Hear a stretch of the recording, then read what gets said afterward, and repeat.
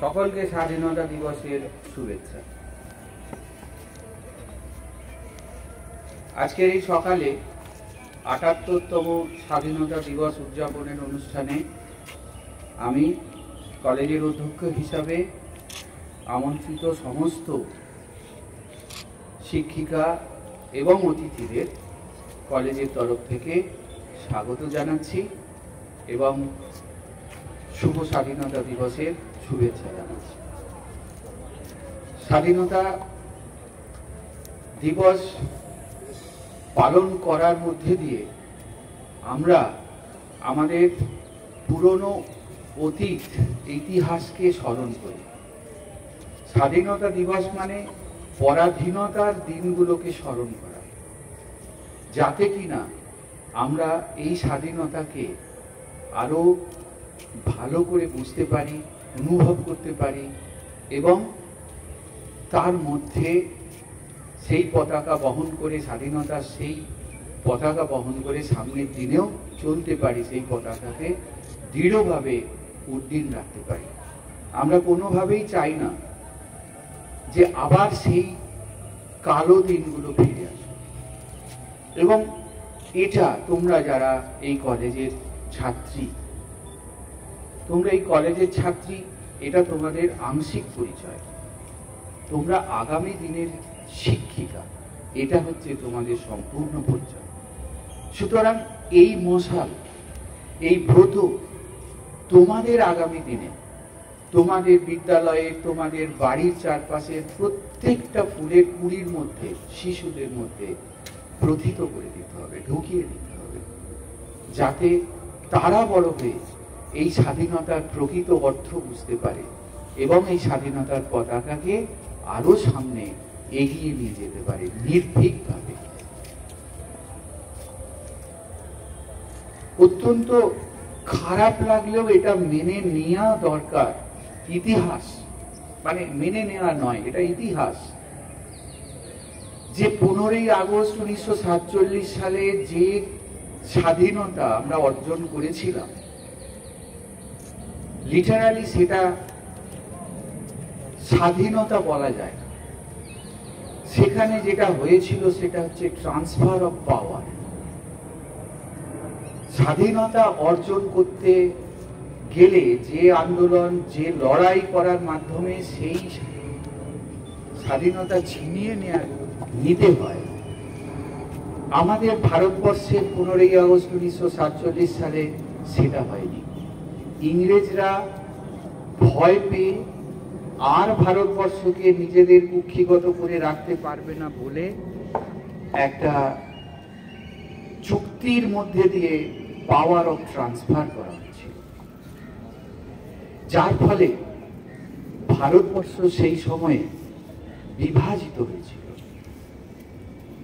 অখণ্ড ভারতবর্ষ ভেঙে 3 টুকরো হয়ে গিয়ে ভারত এবং পাকিস্তানের সৃষ্টি হয়েছিল। কিন্তু সেটা আমরা কেউ চাইনি। ভারতবর্ষ দ্বিখণ্ডিত হয়ে স্বাধীনতা আসুক, এটা সুভাষচন্দ্র চাইনি, এটা স্বামী বিবেকানন্দেরও স্বপ্ন ছিল না, মহাত্মা গান্ধীরও স্বপ্ন ছিল না। কিন্তু ইতিহাস আমাদের বলছে সেই ঘটনার মধ্যে দিয়েই ভারত স্বাধীন হয়েছে, ভারত বিভাজিত হয়েছে এবং স্বাধীন হয়েছে। তোমরা জানো বর্তমানে 14ই আগস্টকে সেই বিভাজনের বিভীষিকার দিবস হিসাবে পালন করা হয়। এই বিভাজনের জন্য সেই সময়ে লক্ষ লক্ষ ভারতবাসী প্রাণ হারিয়েছিলেন, দাঙ্গায় মারা গেছিলেন। কত শত মানুষ তার মধ্যে মানে পুরুষ, নারী সবাই, শিশু, বৃদ্ধ, বৃদ্ধা। এর সব থেকে বেশি প্রভাব পড়েছিল যে দুটো রাজ্যে, সেটা হচ্ছে এক বাংলাদেশ আর একটা হলো পাঞ্জাব। অবিভক্ত বাংলা, তখন বাংলা ভাগ হয়ে হলো পূর্ব পাকিস্তান আর পশ্চিমবঙ্গ। এই পূর্ব পাকিস্তান থেকে প্রচুর লোক রিফিউজি হিসাবে ভারতবর্ষে এলো, পশ্চিমবঙ্গকে সেই হিসাব এখনো চুকাতে হচ্ছে। কিন্তু এই যে অন্ধকারময় অতীত, সেই অতীতটাকে আমরা কি ভুলে যাব? না, আমরা সেই অতীতটাকে মনে রাখব এবং শপথ নেব যে সামনের দিনে এই ধরনের আর যেন দুর্ঘটনা, আর যেন বিভাজন না ঘটে। সেই ব্রত, সেই শপথ তোমাদেরকেই নিতে হবে। আগামী দিনে সেই শপথের মশাল ছোট ছোট শিশুদের হাতে তোমাদেরই তুলে দিতে হবে। ভারতবর্ষ, ভারত মাতা তোমাদের দিকে তাকিয়ে আছে। আজকে সারা ভারতবর্ষে তোমাদের এই নারীদের উপরে অসম্মানের যে আবহ তৈরি হয়েছে সামগ্রিক দেশে এবং আমাদের এই রাজ্যে, আমরা তাতে মাথা হেঁট হয়ে গেছে। গতকাল এই নিয়ে একটা ভীষণ বড় আন্দোলন হয়েছে, নারীদের স্বাধীনতার আন্দোলন, রিক্লেম নাইট।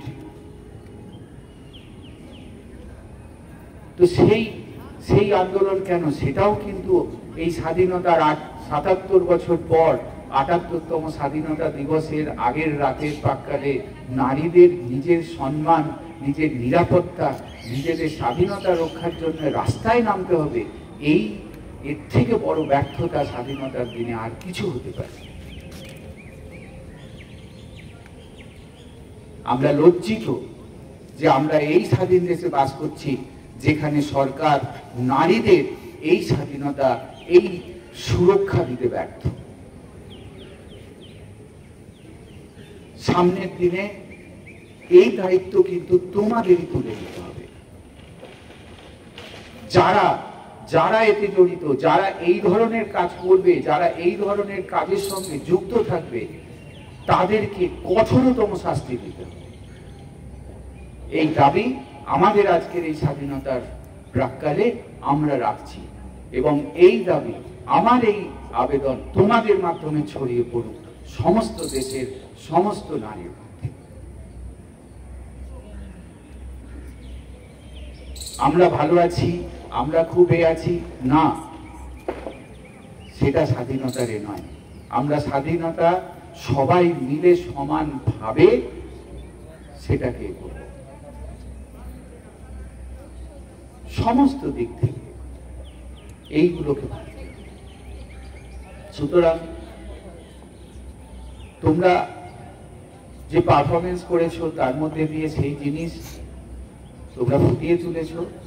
পারফরমেন্স নিয়ে আমার খুব একটা কিছু বলার নেই, যদিও মুশকিল হচ্ছে যে এখন সরকারিভাবে যেমনভাবে তোমাদের কোর্স স্ট্রাকচার, এই শুরু এইগুলো করা হয়েছে, তাতে তোমরা যারা আজকের এই অনুষ্ঠান করছো, সামনের বছরে তোমরা কেউ থাকবে না। আবার গত বছরে যারা করে গেছে তারা এবছরে নেই। এই পরম্পরার ব্যাপারটা কিন্তু করোনা পিরিয়ডের পর থেকে আর রক্ষিত হচ্ছে না, যার ফলে 15 আগস্টের এই প্রোগ্রামটা কিছুটা একটু এলোমেলোই হয়। স্যার একটা জিনিস আইডেন্টিফাই করেছে, আমিও করেছি, সেটা তোমাদের বলার জন্য আমি এই কথাটা বলি। পারফরমেন্স নিয়ে আমি বলেছি, এই নিয়ে কিছু বলার নেই। তোমাদের পারফরমেন্স, যে কোনো পারফরমেন্স এত ভালো হয় যে তা নিয়ে আমাদের খুঁত ধরা বা এ করার কোনো জায়গা নেই। ইট ইজ ইনোভেটিভ এবং দারুণ। কিন্তু আজকের এই প্রোগ্রামের সব থেকে বড় যে জায়গাটা তোমরা খেয়ালই করনি, সেটা হচ্ছে পরিবেশের সচেতনতা, সাস্টেনেবল ডেভেলপমেন্ট। তোমরা আজকের প্রোগ্রামে এমন কিছু কাজ করেছো যেখানে সাস্টেনেবিলিটি নষ্ট হয়েছে। ডেকোরেশনের কাজে তোমরা থার্মোকল ব্যবহার করেছো। Thermocol is prohibited. Plastic is prohibited in this campus. সুতরাং দেখতে সাজাতে যত ভালোই লাগুক, আমরা কখনো পরিবেশ মায়ের কথা ভুলে যাব না। We should avoid plastic, থার্মোকলস, polythene ইত্যাদি ইত্যাদি সমস্ত জিনিস যেগুলো আমাদের পরিবেশ মাকে দূষিত করে। এর পরিবর্তে আমরা অন্য কিছু ভাববো, ইনোভেটিভ কিছু ভাববো, করা যায়। তোমরা পারবে সেটা। পরের প্রোগ্রামগুলোতে এটা মনে রাখবে। তোমরা থার্মোকল দিয়ে ভারতের মানচিত্র সাজিয়েছো, সামনে আমি দুটো দেখছি, ওখানে ডেকোরেশন হয়েছে, টেবিলেও আছে। এটা কিন্তু আর কে স্যার এসে লক্ষ্য করেছেন, আমিও লক্ষ্য করেছি। এটাকে মাথায় রাখতে হবে। শুধু কলেজে পড়ছো বলে কলেজে যতদিন থাকছো ততদিন নয়, কিন্তু এটাকে ঢুকিয়ে নিতে হবে নিজের মধ্যে। তোমাদের